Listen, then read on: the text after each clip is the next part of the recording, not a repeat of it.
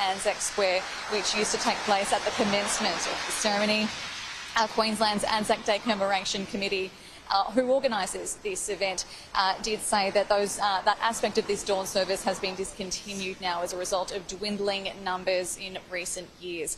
The RSL's Anzac Day Parade, though, will go ahead as usual from 9:45 to 12:30. That'll feature a number of current and former ADF personnel.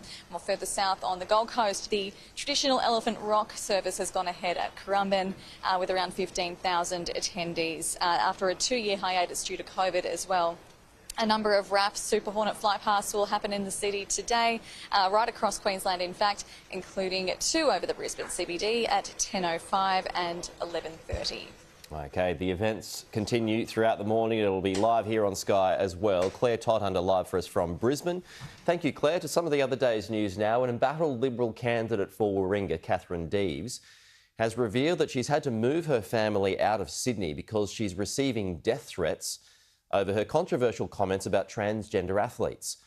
In a TV interview from a secret location, Ms Deves said she's had to involve the police and the AFP to protect herself and her family. She has defended her controversial comments, but has acknowledged the way she made the comments was wrong. As a mother and a woman, I recognise that the way I prosecuted those arguments was not conducive to proper, reasonable debate. It was not the appropriate platform to do so. I have removed myself from that platform and I will not be going back there again. There have been calls for Ms Deves to be disendorsed as the candidate by members of the Liberal Party, but the Prime Minister has stood by her. Country Liberal Party Senator says the death threats Ms Deves and her family have been subjected to are appalling. No one wants to see their mum come under attack and have threats against her. And you know, I'm absolutely appalled by some of the behaviour of these extremists out there. The Prime Minister has declared Australia would not accept a Chinese naval base in the Solomon Islands, insisting that would be a red line.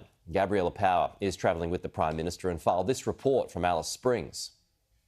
Touching down in the Northern Territory, the Prime Minister was met with protesters attempting to disrupt his event. Go home! Go home, get out of here! Protect traditional owners! Protect country! Scott Morrison visited Alice Springs Town Council and was joined by Country Liberal Party candidate for the Senate, Jacinta Price, and candidate for the seat of Lingari,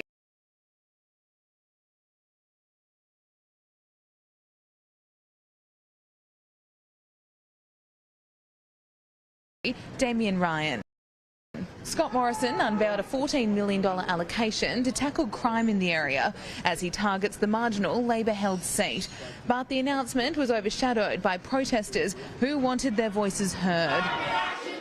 And there are some loud voices out there today, but there are many, many quiet voices all around this country which want to ensure that we have a strong economy on the basis of balanced and sensible economic policy. This is not traditional culture. This is not how we behave with this level of disrespect. After facing questions on national security, the Prime Minister declared... And we're going to stop that right there because the Prime Minister, Scott Morrison, is speaking at that ceremony in Darwin right now, so let's listen in. And what ultimately matters in that task is a people with a fierce and protective love of their nation and of their liberty, a love of home, family, community and country, a willingness to live for all of these things, but if necessary, far greater than ourselves. This morning, far away from here, the people of Ukraine are doing exactly that. And on this particular day, as we honour those who fought for our liberty and freedom, we stand with the people of Ukraine who do the same thing at this very moment. In the Hall of Memory at the Australian War Memorial, there are stained glass depictions of Australians in uniform. There's an infantryman, a sailor, an aviator, a nurse, a signaller, engineer, gunner and a wounded soldier. And below each is a word, one word that is the foundation of all, devotion. Devotion to Australia and to our values that has compelled women and men in all the places and in all the battles where our history has been written. From the muddy trenches of Europe to the dusts of North Africa and the vast water of the Pacific, the freezing snows of Korea, the stifling jungles of Vietnam, and the suffocating heat and dust of the Middle East. And here in Darwin, when the Australian mainland was attacked repeatedly, again and again 80 years ago. Through it all, our servicemen and women have defended our land and our values devotedly. It is often said on Anzac Day that we gather to remember the fallen, the nearly 103,000 men and women whose names adorn our sacred roll of honour, and the hundreds of thousands more who have worn our uniform, and possibly their loved ones only truly know them best. But we also gather to remember that cord that ties all Australians from the past to the present and ultimately to the future. To understand ourselves and our precious democratic inheritance.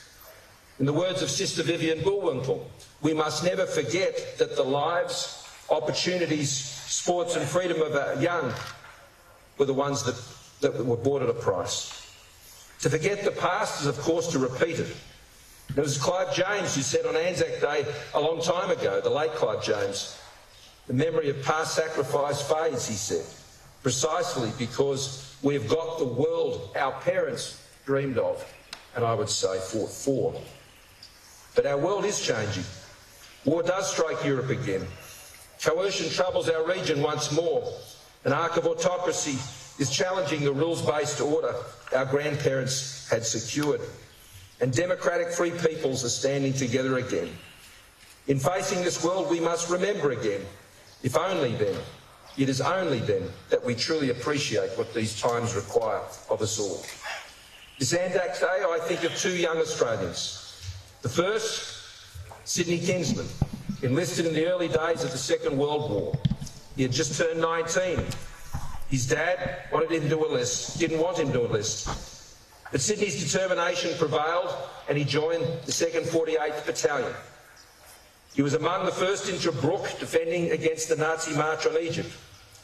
There were months of scorching days, bitter nights and frayed nerves from the constant threat of enemy fire. Later he'd fight in the Battle of El Alamein before being taken as a prisoner of war, eventually escaping, hiking under the cover of darkness with a Kiwi mate and a Victorian mate across the Alps and Italy to Switzerland. That teenager who joined up 8 decades ago now is a centenarian who lives in Alice Springs, and I caught up with him yesterday. Sydney says, Anzac Day is a day you remember so much. Today we also pause to remember another Australian who served. He too faced resistance enlisting. His name was Frederick Prentice. He spent the early years at Powell Creek Telegraph Station, about 800 kilometres south of here. When war commenced in 1915, he wanted to join up, but wasn't allowed because he was Aboriginal. The Defence Act prohibited men not of substantial European origin from joining, it said at the time. But he enlisted anyway, and as a soldier, he faced the worst of war, 4 years of active service. He experienced the carnage of the Western Front. On 2 occasions, he was the only survivor of a 6-man machine gun team ripped apart by enemy fire. In 1916, Private Prentice was awarded the Military Medal for his actions at Munkay Farm, Pozières. The citation read, he showed great courage, resource and ability in bringing machine guns and ammunition through the enemy barrage and broken ground.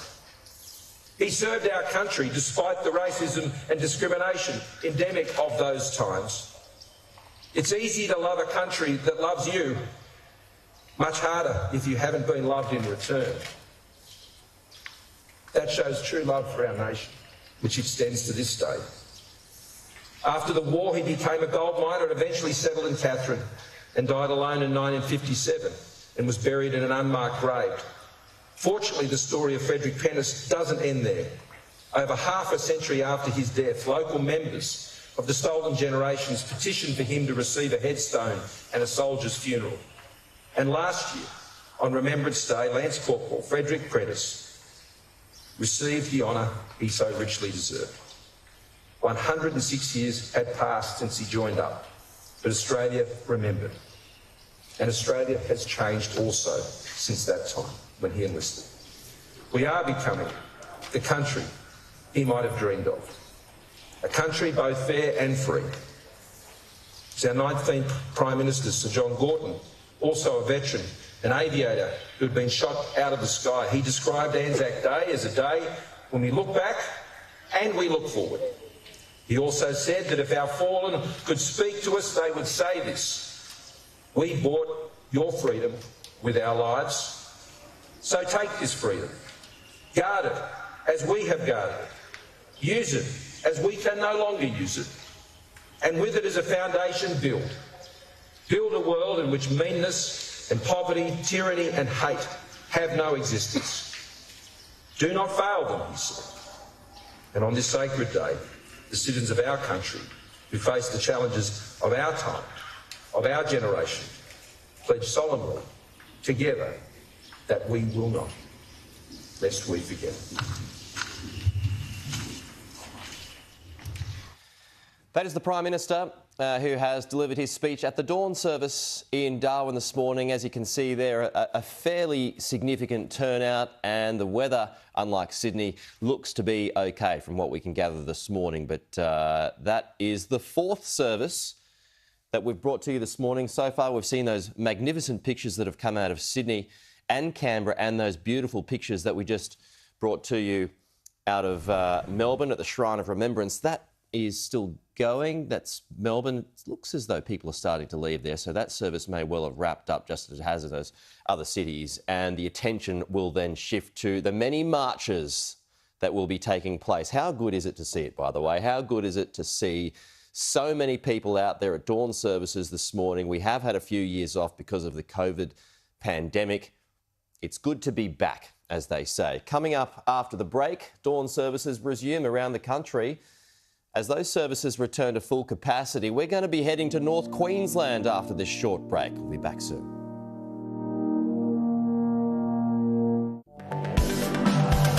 Sky News will be back after this short break.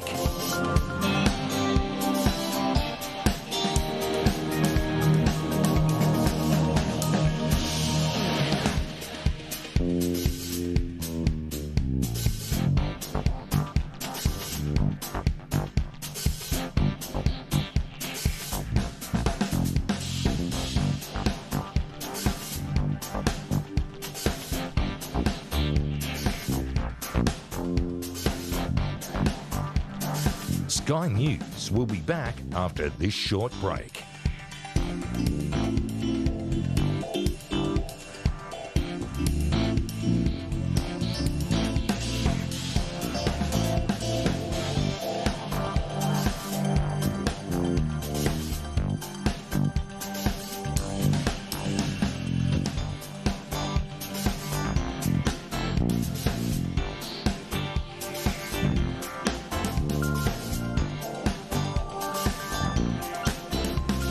Sky News will be back after this short break.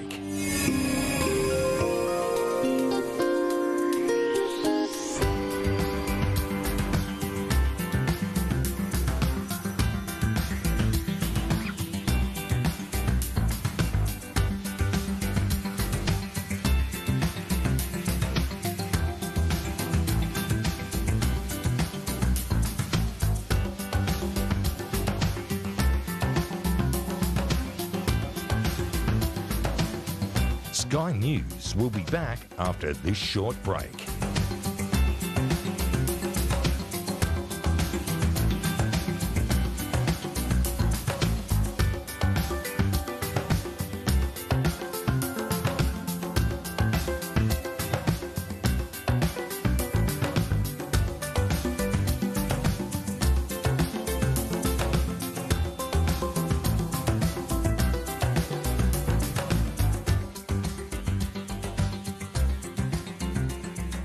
Sky News will be back after this short break.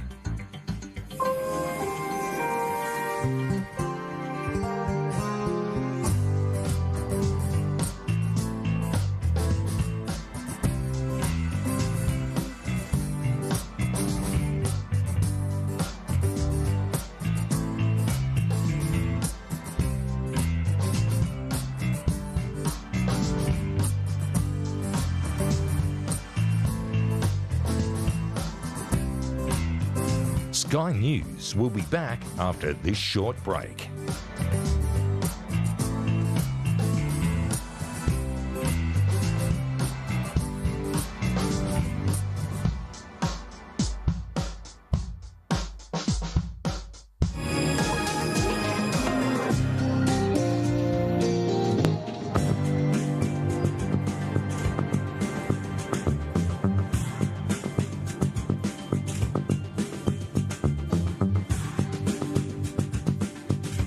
Sky News will be back after this short break.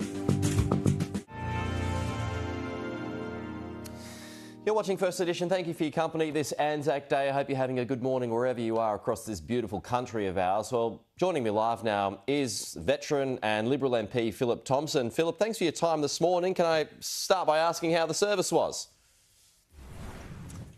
Thanks for having me, mate. It's a little bit wet today in Townsville.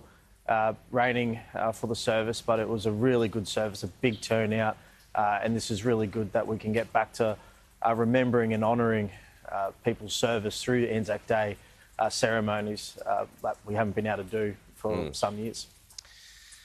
Phillip, yeah, we just mentioned that you are a veteran. You did your time in